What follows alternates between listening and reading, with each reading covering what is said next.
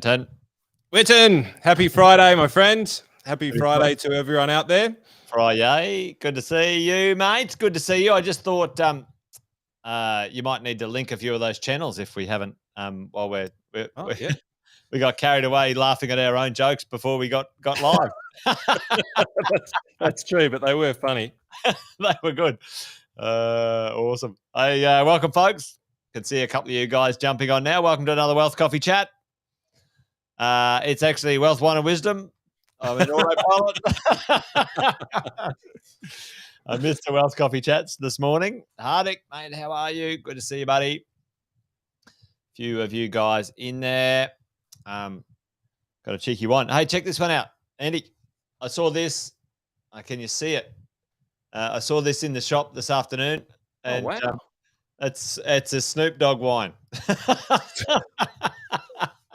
Snoop Dogg wine. Yeah. Holy smoke. It's called 19 Crimes. Well, you know, I just like the picture. I didn't necessarily think the wine would be any good, but there you go. Wow. There we go. Oh, hello. So good to see you, mate. And Jeff's in town as well. Wait. Hey, oh no, Jeff. Jeff was going to head off for a surfing trip, Andy, and he's grounded. Oh, no. Tragedy, Jeff. Tragedy. Well, as a very average consolation prize, mate, you can hang out with us and have a wine this afternoon. But that certainly would be like rubbing salt in the wound, I'm quite sure, mate. Oh, jeepers creepers. Poor Jeff. Mate. Yeah, it is. Hey, Chriso, it is. It's called Cali Red. You're dead right, mate. Does it come with its own set of papers as well? Bob said he's got weeded. Well, maybe it does. Maybe I'll be bloody on the floor before we know it. Let's keep an eye on me, Andy. There you go. Well, it tastes all right. But to be honest, folks, you don't want to get wine recommendations from me. Fenton's a lot more sophisticated when it comes to the quality of drinking as in comparison to me. So, but anyway, I do like having a wine with Andy and hanging out with you guys on a Friday. So welcome to another catch-up. Jeff, mate, commiserations out there to you, bro. Mate, yeah. I know you were looking forward to that holiday. It was a bit of a bummer, mate, But anyway, mate, what are we doing today? We're going to maybe, folks, we're going to have a quick precursor to a catch-up that that Andy and I have been talking about with the budget. We might sort of do a little bit of a precursor on the budget. You guys know the drill. Anyone who's new, give us a shout out in the chat. That'd be great to hear from you if you're new. But for most of you, you know this. We've been hanging out doing this since COVID graced itself upon our shores, and Andy and I have been trying to help our respective communities make sense of all this stuff. And we realised there's lots to make sense of, and not only just around COVID, but in property and business and finance in general. So welcome to the weekly debrief. Andy and I think after a wine on a Friday is not a bad time to sort of analyse the week that's gone and maybe look to the week that's coming and make some analysis of things we might need to do, avoid, or whatever it might be in the world of business, the world of property. That's what these, Wealth, Wine and Wisdom afternoons is all about, folks. So great to see all of you guys here. And as it says on the screen, Andy and Jason hanging out with you guys. But there's usually a little bit of a process, Andy, we go through in each of the weeks. Informal. Yep. Some things are what's in the news. We do a little bit of that. What's in the news right now, mate? Budget. It's all a bit of talk. We might talk about that, team. We certainly want to hear from you guys. If you got any questions, if you do have any questions, load them up in the chat. It's always good for us to get a little bit of something to talk about. And I don't think that's actually quite hard. Andy and I could talk underwater, to be honest. Well, I'd love to say that there's usually budget time's a pretty happy time for me, and I look forward to sinking my teeth into it. But it's a bit mundane this time. But we'll still run through it, wasn't it? Yeah. We'll do a high level quick chat about it. And maybe, folks, maybe we'll have one or two things you should know. As Andy and I drink more wine, we come up with some, what we think are pearls of wisdom. And sometimes Andy thinks it's the wine talking. So there you go. So you never Pearls of wisdom or rocks of stupid. Sometimes we never quite know, but we'll see where we go today. But Hardwick's off the ranks already with the questions, and guys, it really is. It's a great chance to fire some questions at it. It gives us a good chance to understand where you're at, so that we can talk to the things that are on your mind. Of course, we love to wax lyrical and talk about the things that we find interesting. But as we said, there wasn't too much interesting as far as the budget was concerned. But we've got some special stuff to kind of lay down for you. Indeed. It was a bit vanilla, Andy. It was a bit vanilla, bit safe, but Zara Gold by name and Gold by nature. Mate, good to see you. Hopefully you're awesome, buddy. And then we've got a few other questions here. How long before they decide a course of action? Yeah, well, there you go. Ditching stamp duty anytime soon. There's noises, Alison. We might touch on that a bit later on. I think the states are a bit addicted to that drug, unfortunately. But we'll see. We shall see. And Jeff's got a couple here just to touch base on. So, Andy, mate, I thought what we might do is I might go through this little thing just quickly with everyone, and we'll just do a quick. Just before you do, mate, I'll do a little bit of an intro into the federal budget. Do it. I've got a little question for everybody out there. Whack it into the chat and it should be what does. No, it should be what does. So whack it into the chat if you know the answer to this. What does Top Gun and the federal budget, what do they have in common? So I'd love to hear from you. What does Top Gun, as in Tom Cruise, Top Gun, and what are the federal budgets? What do they have in common?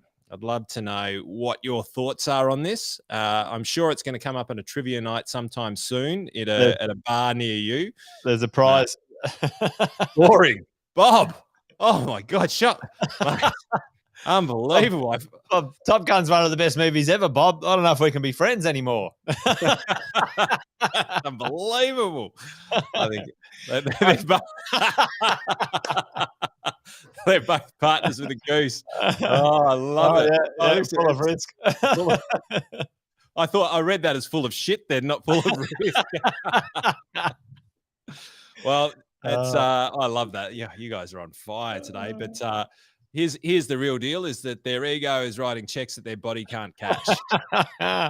And there's not been a truer statement about budgets. And really, I think that one of the more disturbing things about politics these days is, and I heard this bandied around a little bit, Jace, before we get into it, is that Labor was sort of thinking, well, we'll just throw more money at it. Liberal are going, well, we'll just throw more money at it. And at any point in time, do any of these Muppets actually turn around and go, well, hang on, this isn't a popularity contest, although it is. And I'm pretty sure that most of these guys fell fairly short of being a prefect or, class captain back at the school days. I'd love to see the shots.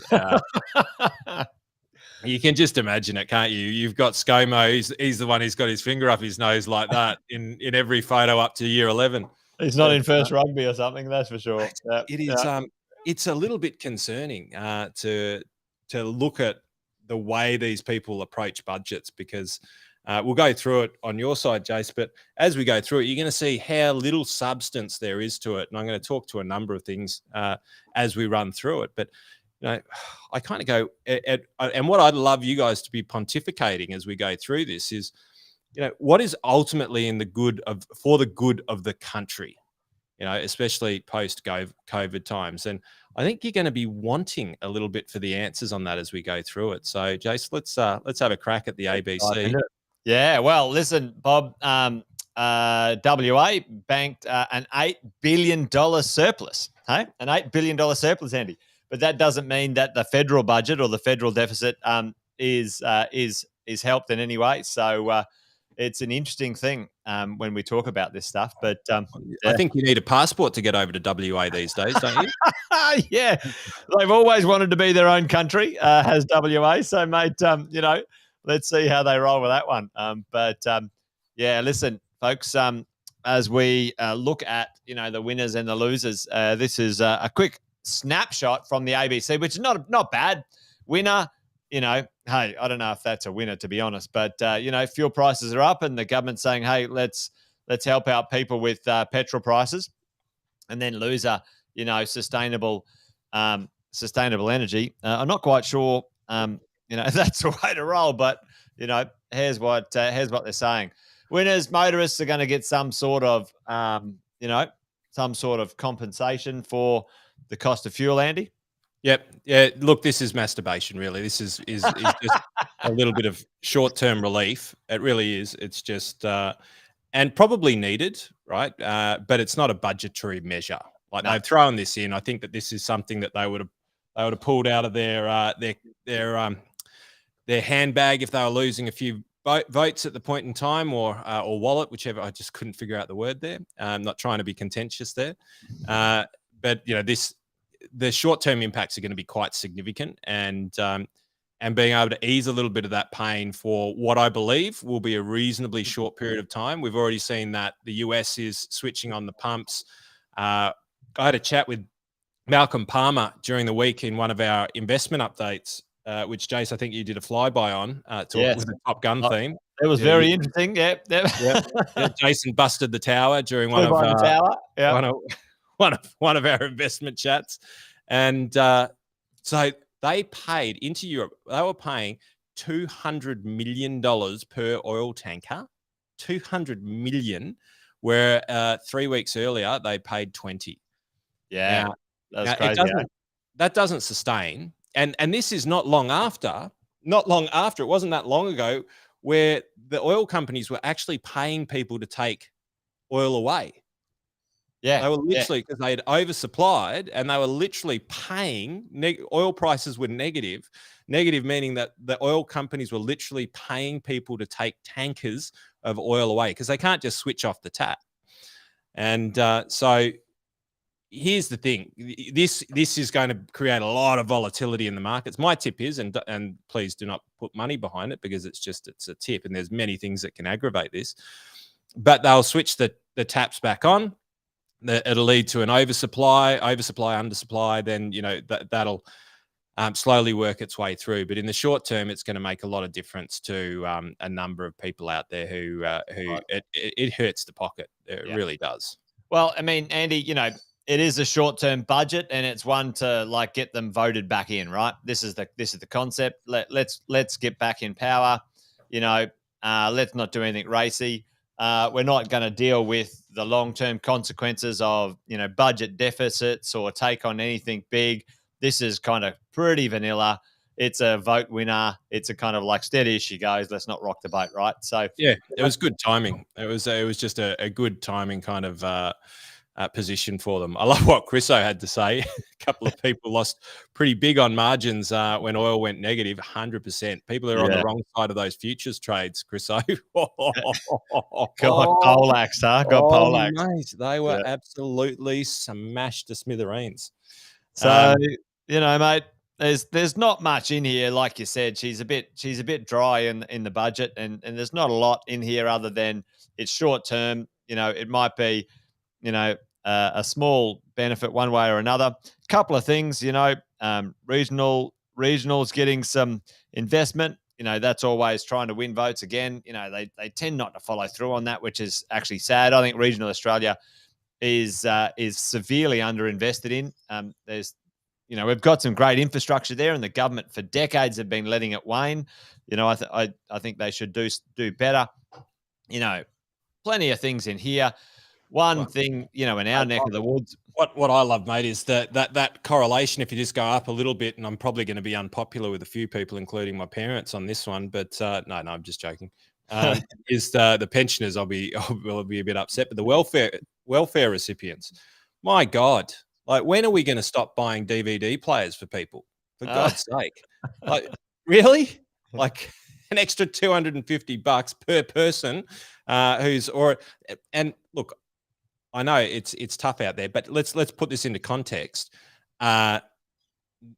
Lowest unemployment in history, and at a 4% rate, I've forgotten what they call it, Jace, but there's an economist, there's a behavioral economics theory that basically says that it doesn't get below 4%. And the reason why it doesn't is because 4% of the population don't want to work and will not work under any stretch of any imagination.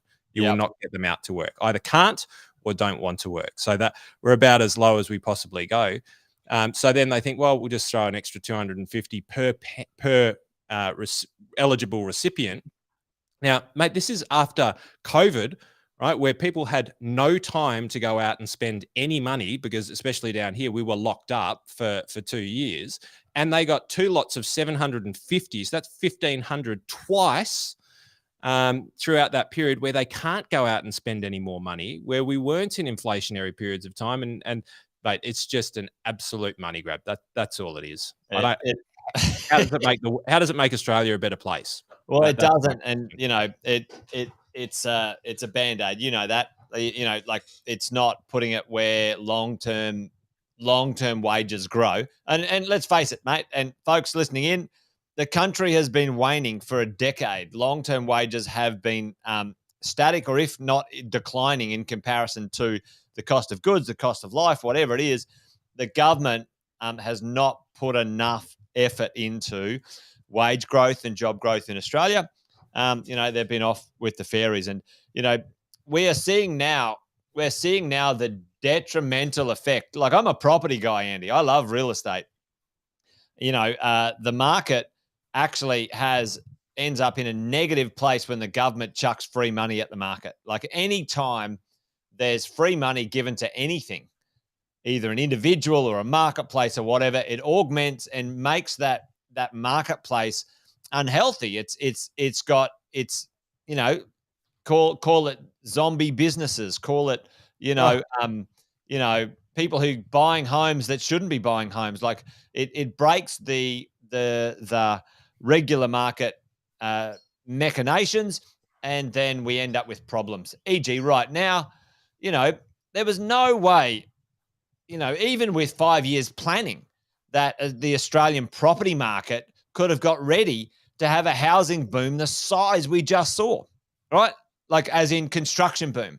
And not only that, the biggest public infrastructure projects we've ever seen in Australia's history, Melbourne, the largest one ever. Not only that, winning the Olympics and infrastructure, nobody thought this shit through. Like, the government was like, just chuck money at people. That'll keep them happy, and I think for me, that's how this first home buyer stuff, again, it's all about first home buyers getting into the marketplace. Fine. I understand supporting them and whatever. I think lending's actually broken too, but let's not get down that rabbit hole today. Well, mate, but here's the contradictory argument to this. The government's incentivizing people who allegedly cannot afford to get into the property market when they believe that the property market is actually overheating and they want to cool it down. Yeah. So they've created a policy that allows people to get in at 5%. Now, if they believe that they're going to try and curb the property market to push it down, and they're going to try and do things to slow the market, then effectively what they're doing is they're allowing people to go bankrupt. Or they're incentivizing people to, and I'm not saying properties are going down, but I'm saying that there is definitely some rhetoric around housing prices, housing affordability, and they're trying to manipulate it and potentially drag it down. Now, to me, that's contrary policy. It's a tangled hierarchy. It doesn't work, Andy. And the only way to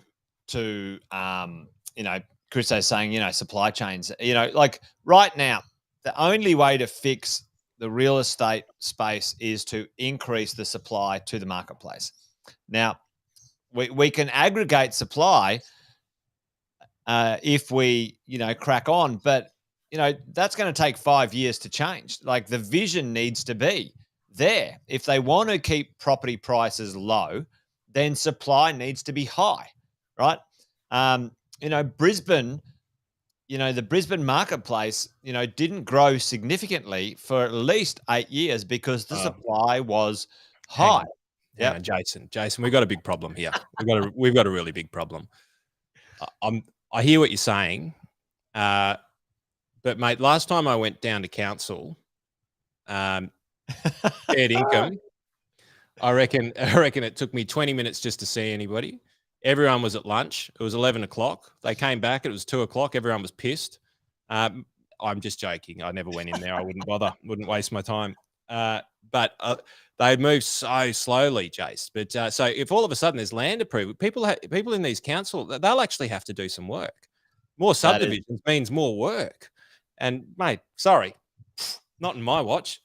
I'm happy sitting in my little shire doing very, very little and earning a lot. So, mate, don't bring that kind of sensibility around here. I'm not going to deal with it, mate. So at the end of the day, just lost a few friends there.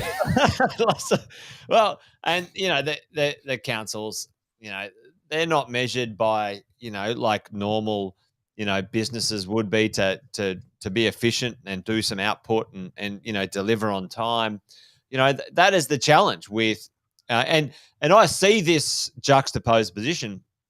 I personally don't think things like public health should be privatized. I think certain things, education should not be privatized. I think it should be provided by our society in a way, somewhere like Sweden. Sweden, the Scandinavian countries, right? It's like, okay, everyone deserves to be educated. I'd be very happy to pay more tax if that was the process. But, for many of us, we're like, what the, you want to charge me these taxes and I want to put my kids in the public school and, I wouldn't bloody house my dog there because the thing's, not looked after or whatever. Like these are the things that sort of grinds people's gears. So, but yeah, government KPIs. Personally, I think, Andy, people like anyone who gets voted in for government, they should have 5 things they got to achieve and by when. You and I run our businesses like this. It's tops. If they don't, 5 rocks and the 5 tops. Yeah, if they don't achieve them by the time frame, they're automatically removed from government. It's like, boom, you're out, mate. You said you were going to get this done, and you haven't got it done. Well, mate, you're out. Next bloke. Can you imagine that? I never said that. What are you talking about? Here's a video of you saying that. Oh, I never said that. This is a video of you actually saying exactly that. Well, that's not what I meant. You can imagine it. Well, it's written down in clean. Yeah, it's but can you imagine it? But here's the danger, and mate, I reckon that at some point in time they'll realize that with the property side of the equation, and then there's going to be a supply. There'll be a big overrun of supply. They'll release too much too soon. But my big worry, and I've only really learnt this after hanging out with you, is my big worry is then if the right people aren't overseeing that development, you can have what ends up happening in South Bank in Melbourne, where you ended up with shoebox apartments by developers who made a lot of money, who devalued an area that is one of the prime bits of real estate in Melbourne. And my real worry about the mass land release is, and I was being tongue in cheek before and probably lost a few friends over it, but they'll hopefully come back. I was being a little bit cheeky. But the reality is, when that happens, they're not going to be ready for the kind of approvals that are going to need to push through. You know what I mean? Like the. Yeah. Well, I mean, Queensland, the Brisbane LGA is actually a really good case study of this. Melbourne actually lost control of their planning instruments over a decade ago in the early 2000s.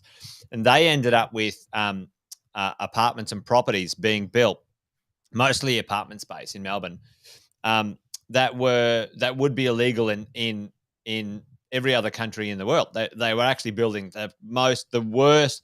And Melbourne had a reputation of the shittest multi-density on the planet, basically. And it's because they had no function, overall management function of the density and the planning instruments. Just prior to the GFC, Melbourne said, "Gloves are off, team. We're taking control," and they did plan Melbourne. And for the last decade, Andy, their development controls have been amazing. So they've really tightened down. So there was a decade there. It was just out of control. And some of that stuff was just complete and utter rubbish. And that's why we avoided Melbourne for a long time in our world. when it came to medium density stuff because it just wasn't. It was just rubbish. So yeah, it's interesting to see. What do we say around here? We say history doesn't repeat itself, but it's often a good mimic. So we'll see what happens.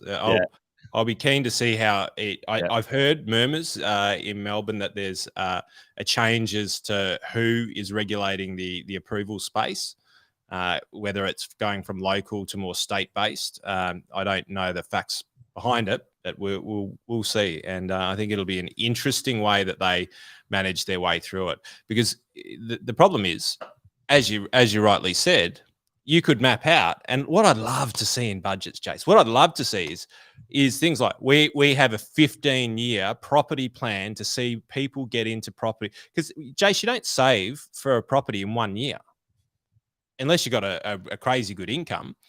You don't save for a property. It's 4, 5, 6, sometimes, longer people will save to get into property. And you kind of think, well, wouldn't you go, okay, part of the budget, we're creating a roadmap, a 15-year roadmap to manage housing affordability for the next 50 years, 75 years, all of these sorts of things.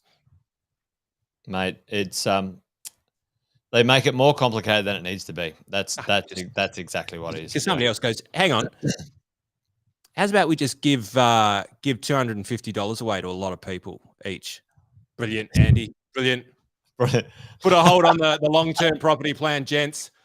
Somebody just dropped a bomb in here. Let's Oh, Andy, high five for me on that one. Yeah, it doesn't make any sense. And really, at the end of the day, it's like, all right, when you break it down to, they don't ask anyone who actually really understands the industry. If there's a first home buyer, they earn $60,000, $70,000. They've got a good income. They want to move into a property. They can afford to pay the mortgage, right?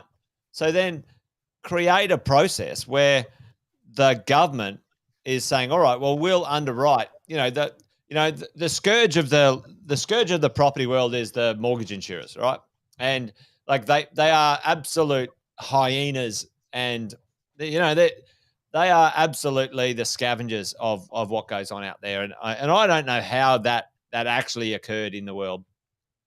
But lenders' mortgage insurance is a fucking farce. And, it's like they're just absolute ambulance chasers, those people. They add so much cost to a first home buyer getting into their property. You think about this right now. You think about a property, $500,000, and that's probably, a pipe dream in capital cities. But let's call it $500,000. A builder now or a developer there's 10% of GST on that anyway. That's a tax, right? There's stamp duty. There's going to be $10,000 to $15,000 on that. So let's call it, $50,000. Add another $15,000. We're into it for $65,000. LMI on top of that. That'd be another $15,000 for a first home buyer. And then you think about the tax that the companies who create those things would have to pay on top of that, right?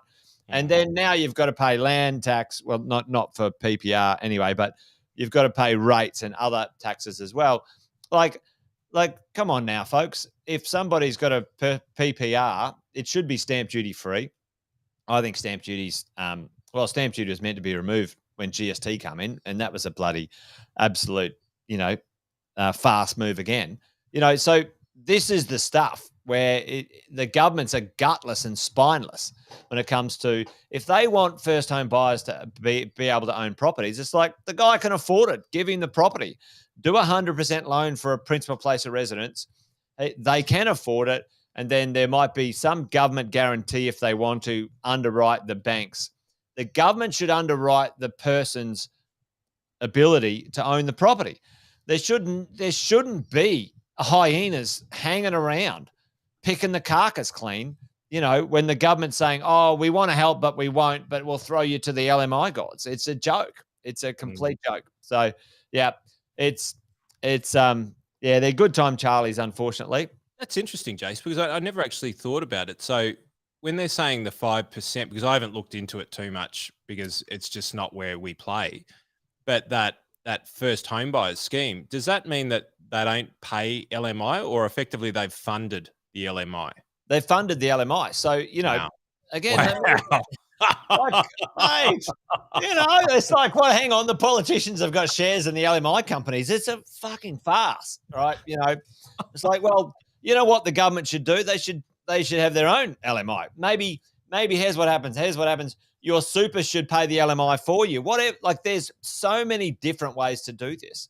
There should be an interest rate guarantee. It's just like, you as an owner, a first home buyer, should have, whatever the cash rate is plus 2%, and you know what your costs are. There's so many better ways to do this. The LMI system is so wrong. You're dead right, Tom.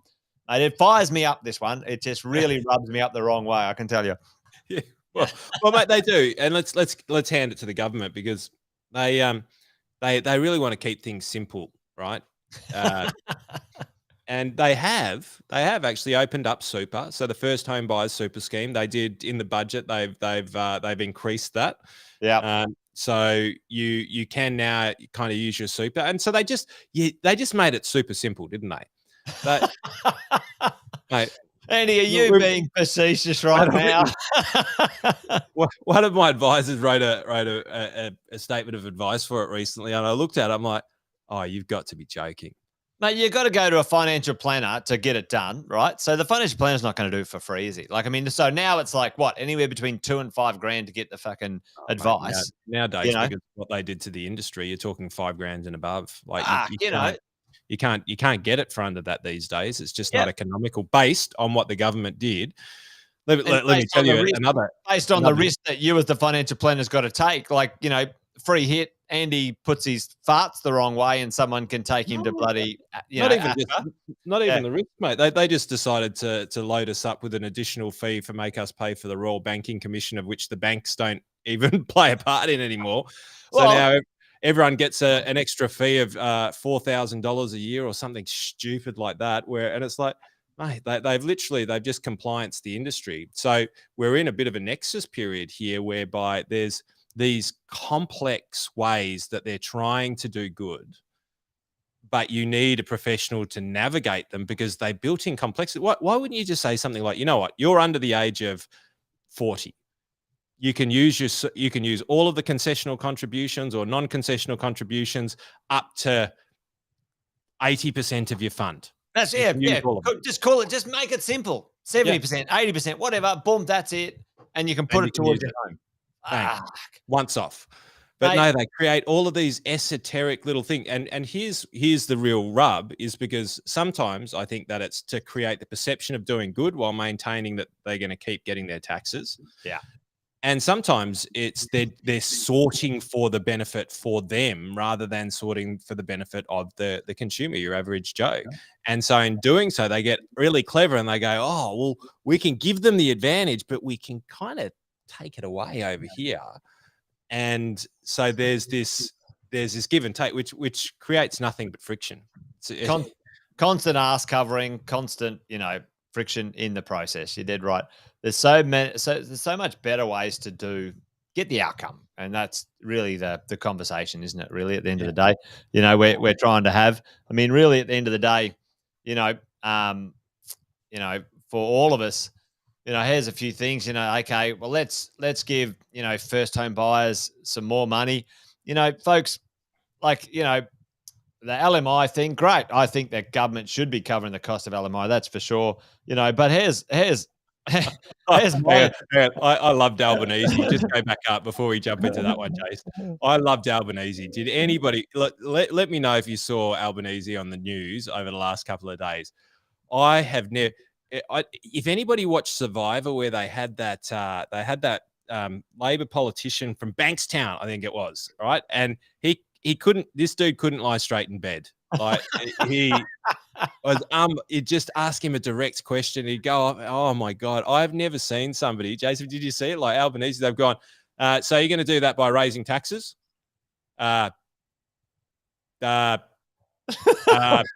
We are going to introduce this new scheme to put more money into, are you going to raise taxes? We're going to do tax reforms in order to he basically ended up saying it without, literally he ended up saying it while trying not to say it. It was the most hysterical thing I've ever seen, and so transparent. Like, at what point in time, as us as Australians, we gonna go enough? All right. As soon as a politician dodges a question, bang, he doesn't. You're out, mate. You're out. You're gone. It was. But Mate, it just should be like it should. What was it? I don't know. One of those Australia's Got Talent. Everyone gets to vote, right? Nah, mate, give a shit. Yeah, get him off. I would have liked him more if are you going to do that by raising taxes? Sorry, hun. Spaghetti's on. I've got to go. But you're in the car. I've got to go. Wife's calling. Got to hear my mum calling. But probably would be mum too. Yeah. Well, I tell you, mate. These things, and here's how I feel about the budget. Everything happens for a reason, and sometimes the reason is because you're stupid and you make bad decisions. Crikey, right now the government is like, I don't even know if they're paying attention, Andy. Construction prices off the charts, shortage of labor, land registration out like 18 months. No one can friggin' buy anything, and then they're like, aged carer reform, where nobody's like, you can't hire people. There's no one to hire. It doesn't matter if you pay them more. There's no one there. Oh, mate, just like, listen, fellas, chucking more money into a place that's got more problems than you can poke a stick at is not a bloody good idea. I'm a property person. I'm like, yeah, give us some free money, but this is ludicrous. They should be putting cash into jobs, into business, into job creation. Mate, small business every single day of the week. Small business is the largest taxpayer. Yep. Of Australia. Mate, combined, we pay the largest amount of tax by a factor. Last year was like 56%. I reckon we might actually not have the overwhelming majority this time, because a lot of us have used the instant asset write-off and really so I reckon it might be some of the car companies that might have car companies and equipment companies. But we are the single largest taxpayer in the Australian economy, and we are the most productive by an absolute country mile. Yeah, country mile. We employ more people. We pay more taxes. And do you know what we got? We actually got a disguised tax, Jace. Did you know? Do you know what? Because tell me about that. I think, Alison, you're right, trying to get a straight answer from a toddler.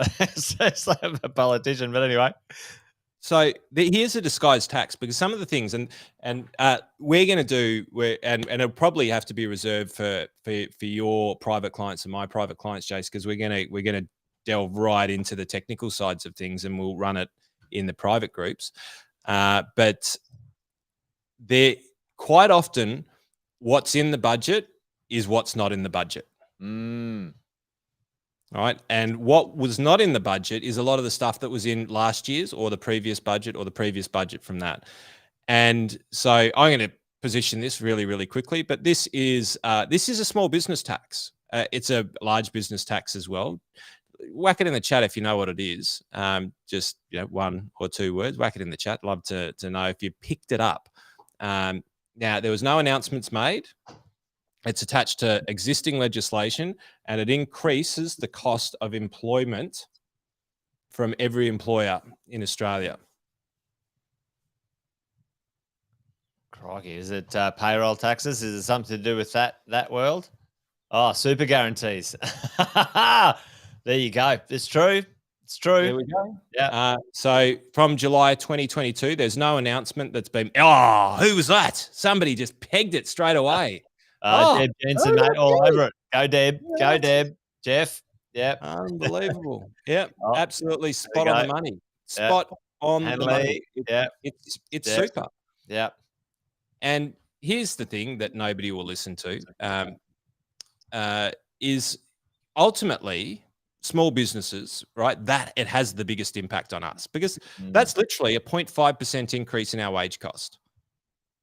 Nobody asked permission. You get nothing more from it. It is literally straight to the bottom line of the business. 0.5% on labor costs throughout your business, every single business in Australia. Now, yeah, I think this is great and we're going in the right direction. But when you do things like this, And this is a creep. Remember, this was 9.5. So this is a 1% increase on wage costs now to small and large business in Australia without much by way of subsidy to our industries.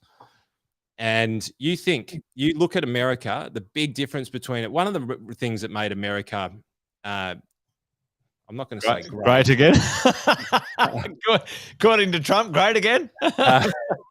It's such a contentious thing to say. I'm sure there's a few people who have seen that TikTok and YouTube video about what the girl says, why don't we make America great again? And he goes on this tirade about why America's not great. But America is an incredibly efficient and brilliant business machine.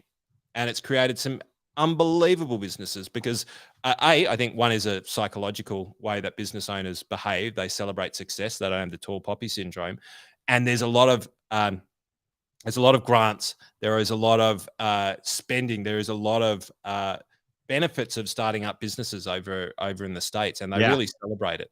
And here's the thing: when I start looking back, apart from the COVID measures, and let's face it, the reason why they did this instant asset tax write-off and a lot of the business subsidies that they had, because if they didn't, everyone was FU or FKUCE, whatever the dyslexic version was, right? Everyone was cactus. And so it wasn't to benefit us, not by a shadow of a doubt. It was totally self-serving. It was just to keep the economy ticking. And so at any point in time, if they say that they gave small business that, you go, absolute BS. You gave yourself a lifeline, because if you allowed that to tank, you were screwed. Nobody was paying your bills. But so what we have sustained with a disguise of COVID relief, which they will penny as small business relief, right? We've just got nothing but added cost to the bottom line. Look, they have reduced the tax. They have. Okay, so they do give us a little bit. But that they are taking that back by way of other taxes on business. And I've always called super a tax of business, because it is the tax on the people.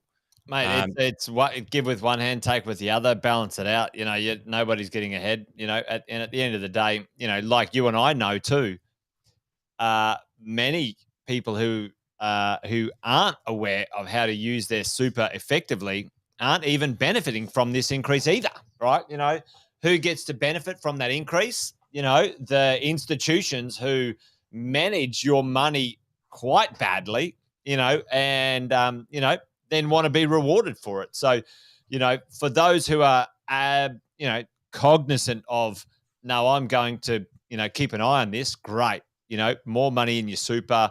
If you manage that well into the future, better for your wealth.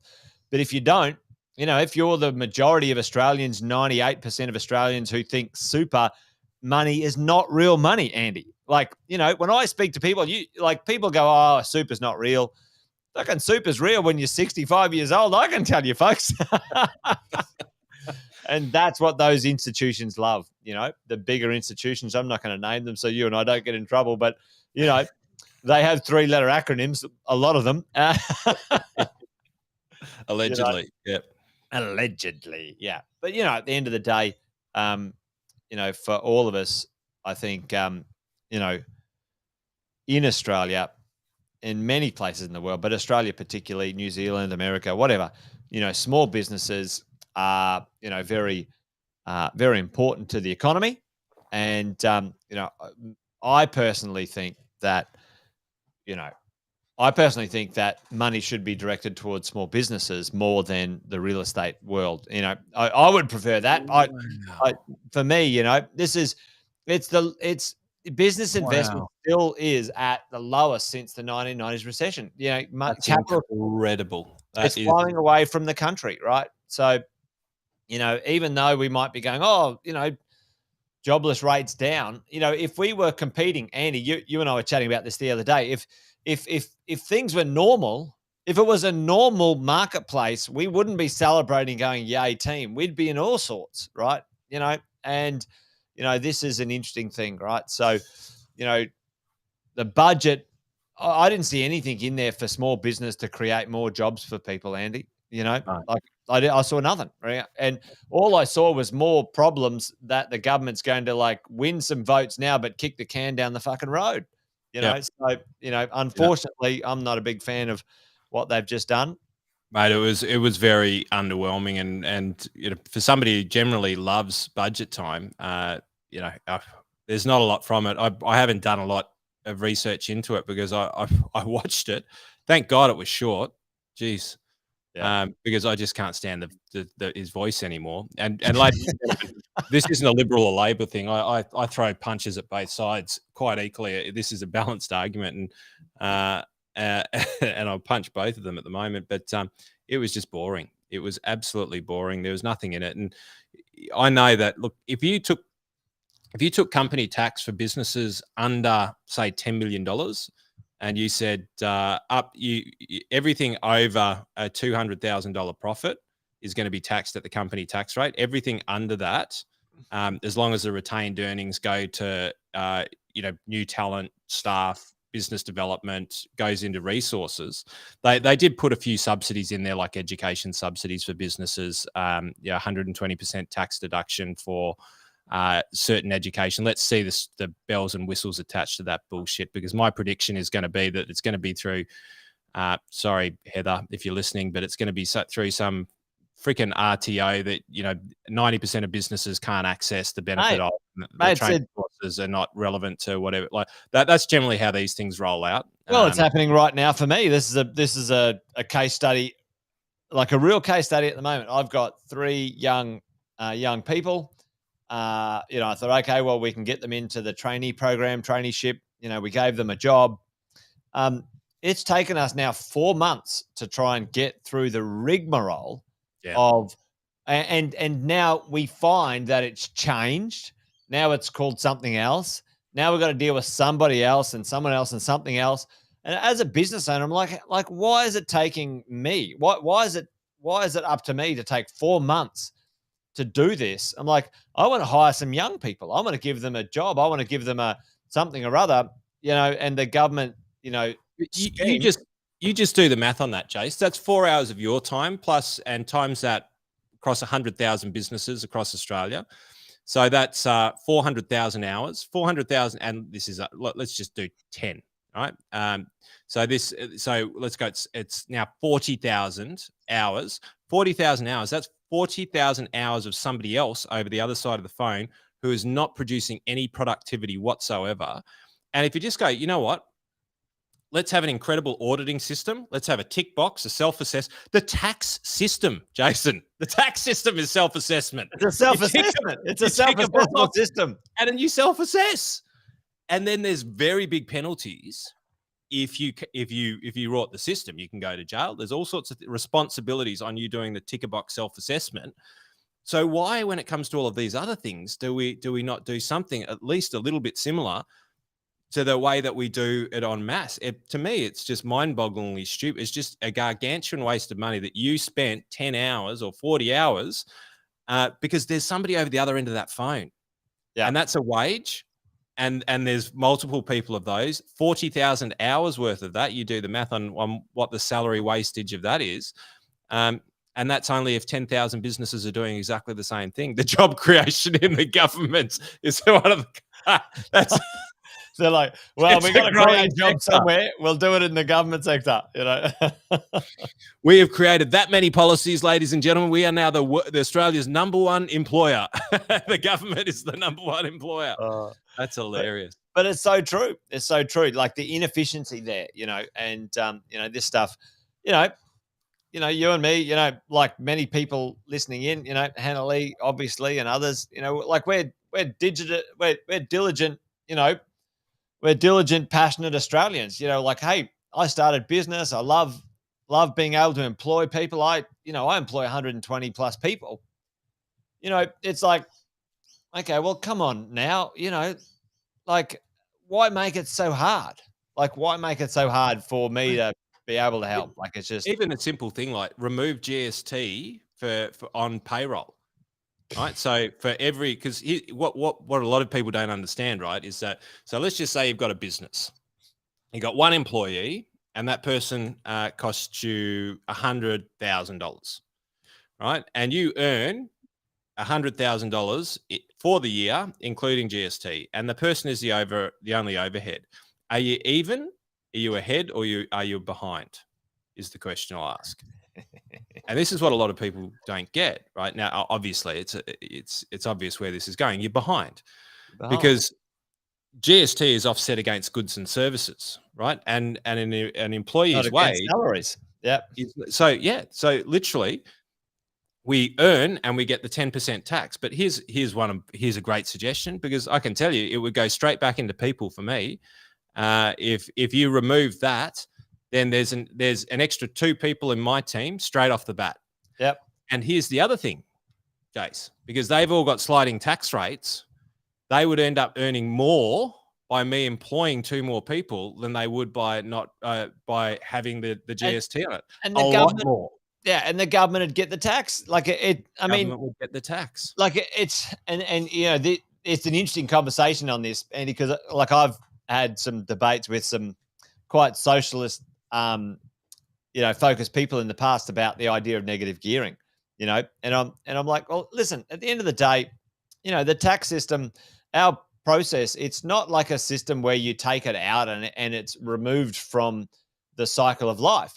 If somebody invests in a property and they save a couple of dollars in their PAYG tax and they put it back it goes back into the system. It's not removed. It goes back into the system. It goes back to consumption. It goes back to, hey, I'm a bit better off now. I'm going to go to the movies this week, right? That's what happens. Like, that's what people do. I'm going to go on a holiday. I'm going to take my kids to the theme parks in the Gold Coast. When they have a bit of extra money, they do stuff with it. Everyone's a winner, right? And I think it's just complete bullshit that, this idea that, business owners or investors, they're rorting the system. What absolute fucking rubbish. It's for me, I would prefer to see GST go up 5%. You get rid of stamp duty, you get rid of all this other payroll tax bullshit, all of that other stuff. Make sure that your wages can be offset against, your mate. GST. Yeah. Well, mate, I just did the math on it. That's the reason why I had my head down. 21%. 21% would be the net return on that, right? So they've just doubled. Yeah. Right. And there's ways of making sure that discount goes into salaries. There's there's ways of being able to do it that are far simpler. Far more simple, rather. Mate, no vision, mate. Looks like you and I might have just, convinced ourselves to get into politics at some point. Again, it happens this time of the year, doesn't it? It does. It does. I'm not quite sure whether it's well, maybe the older we get, the more long-lasting our disposition might be. I just think that you come into a period of time like this because most people are looking at the budget, and the first thing that I said when budget had finished was, well, I turned to my partner. I said, "Thank fuck, that's over." And then I said, well, it's a win. It's a win for people. People are going to have some more money. But it's a lose for the country. I Jeff, but you have to put that up on the screen. That's hilarious. But it's a lose for the country because we got one vote, Andy. That's the start, isn't it? That's one. Well, this is how it starts, isn't it? But I just get these are the people who are sitting around thinking shit up all day. That's pretty much what they get paid to do. And then they get paid to bicker. I had a slide of what's in the news for today, and jokingly I was about to say, well, thank God. He's not in the news anymore. He's got COVID. Oh, that's why he was in the news. But I was going to say, what's in the news? And this was my summary of what I've seen over the last few days. I've seen the House bickering, and they're literally just going, well, nobody cares about budgets. Nobody, and the budget is the money is the teddy bear in this analogy. Nobody cares. We just both want to pull it in the direction that we want, and we're going to scream and yell and bitch and moan until somebody gets their way. And that's pretty much what's happening. Yeah. And the opposite side of that teddy bear is what's on the right-hand side of the screen. There is a lot of money that's going under the table. It's above the table. I'm not saying that it's illegitimate what's happening, but there's bribes. This is a bribe budget. And it's an openly bribe budget. Hey, we'll give you some money some free cash if you guys vote for us. That's what's going on. You know what? If one party, and look, I'm not going to say which side I'm on. I'd love to be on none, really, to be fair. But if Labor had come out with some dramatically different positions, polarizing for the benefit of the economy longer term, which possibly had some hard margins in there, but some big long-term goals, I reckon these guys are now just so short-sighted, and they're so into their social media game that they've lost the reason why these people are fundamentally there to begin with. And they're there to make Australia a better place, and not them. They're not there to win a popularity contest. They're there to make Australia a better place. And I think that the response to the budget was an epic fail, because it was just, I want to give more of the toys away. And, it's as an Australian, it's sad to see. And, last year, at least, we were chatting about some of the technicalities of the budget, and there's some genius in it, and there was some real thought. And the year before, again, we were talking about that. We both get a bit vocal about how stupid some of the things are. But this year, I just sit back and I go, wow, after a pandemic, after one of the toughest times that we've seen, yes, it's an election year, but guys, pick up your game. Like, this is just, it's disgusting. It's innocuous. The budget is underwhelming. And there's just nothing. It's the best of a bad choice of people who have, what was that slide you had before? People who have made terrible decisions and continue to make them, or something like that. Mate, everything happens for a reason. Sometimes the reason is because you make stupid, because you're stupid and you make bad decisions. There it is. That is the budget. Sometimes things happen for a reason, and the reason is you're stupid and you keep making bad decisions. And I just come to it. I think that to a degree it's on us, and the question goes, well, how do we change it? And that's I think that's the question that we need to be sort of asking ourselves now, is how do we change it? Because there's stupid decisions, there's stupid people making bad decisions, and it's constant. Yeah.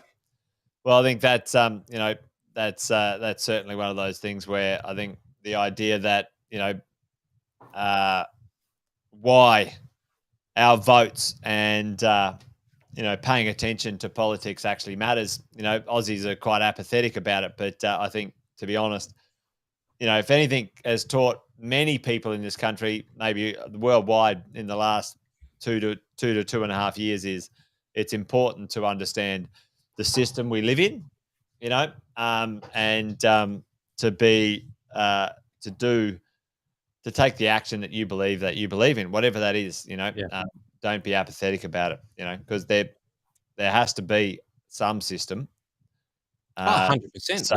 We all love the roads that we scoot on. We get a bit bitchy and moany when the roads aren't in the condition that they need to be, and we fundamentally need these systems. But unfortunately, I think if we were to summarize the winner from the last 3 budgets, if I were to declare one winner, who do you reckon? Put it in the chat. Who do you reckon is the winner?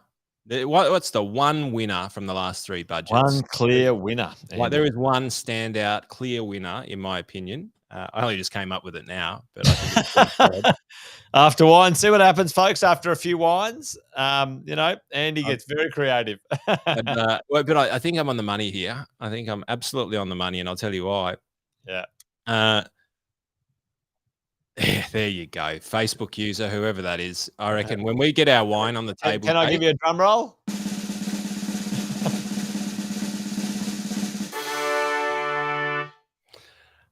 The winner was politics. I've said it for many, many years, and I actually was hoping to a degree that COVID would be a period of time that produced enough pain and austerity in the people that we would force governments to be accountable to their decisions. And now when I look back, I kind of go, you threw money at it. You threw money at it, and you got away with it because everyone was throwing money at it. But fair income, I think the politics is the winner here, because they went through a massive global crisis. They threw money at it, and because everyone was throwing money at it, it was fair game. And the Australian people didn't feel the levels of pain that we need to feel as a whole country to create enough social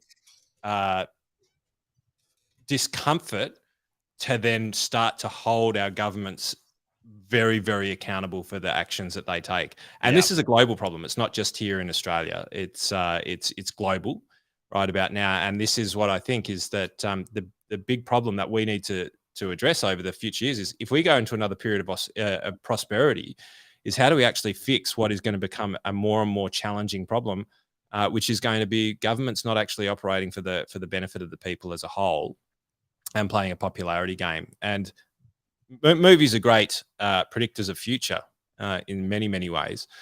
And The Hitchhiker's Guide to the Galaxy has the Bogon democratic process. Or Vogon, I can't remember. It's been a while. So close to Bogan. No, I don't know which way you're going. Vogon or Bogan. And it was just the most complex system in the world that there was only a few bureaucrats that could run the universe because they were the only ones who understood the complexities of it. And, I think that when we summarize what happened over the last few years, we had the opportunity to go through a period of pain to be able to then, make some very, very good decisions as a country. And now I think that politics has just done its thing and slipped past. And I think that they'll be on a new run again. So to the next major challenge, and I think politics 1, the people 0. Let's see what happens next time we go around the merry-go-round. Let's see where we go. Well, that's probably a good place to put a pin in it, folks. Mate, good to hang out with you and talk shop. That time went fast today. Hour flew by. Certainly, I agree with you, mate. Like the idea that the future, our governments, our leaders need to be, way better than they've ever been, and if anything, my hope is that, more people now pay attention, and get involved because that's so important, for where we're at, in this time of in time in the world, to be honest, Yep. Well, folks, I think we're done and dusted. And yep. Well, for everyone who gets the $250 in Australia, if you all give that to a new party that can be funded to represent the people, we might have a start. We might call it the WWW party. Right the way to the top. You never know. All right, folks. Well, fantastic to hang out with you guys. Hopefully there was some value, some benefit in there tonight. But until we see you next week, it's a good night from him. And it's a good night from me. Good night.